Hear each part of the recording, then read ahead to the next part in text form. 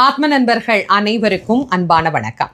சிவபெருமானை வழிபடக்கூடிய சிறப்புக்குரிய நாட்கள்ல ஒன்று ஐப்பசி மாத பௌர்ணமி. சிவபெருமானுக்கு எத்தனையோ அபிஷேகங்கள் செய்து நாம வழிபாடு பண்றோம். அவர் ஒரு அபிஷேக பிரியனும் கூட. ஆனா வருடத்திற்கு ஒரு முறை மட்டும்தான் அவருக்கு இந்த அன்னாபிஷேகம் அப்படிங்கிறது நடைபெறுகிறது. எதற்காக சிவபெருமானுக்கு அன்னாபிஷேகம் செய்யணும்?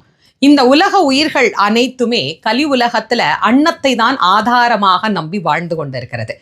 எல்லா ஜீவராசிகளும் பசிப்பினி இல்லாம இருக்கணும் அப்படின்னா எல்லா ஜீவராசிகளும் யாருக்குள்ள ஒடுக்குமோ அவருக்கு இந்த அன்னத்தை நைவேத்தியம் செய்வது தானே சரியாக இருக்கும்.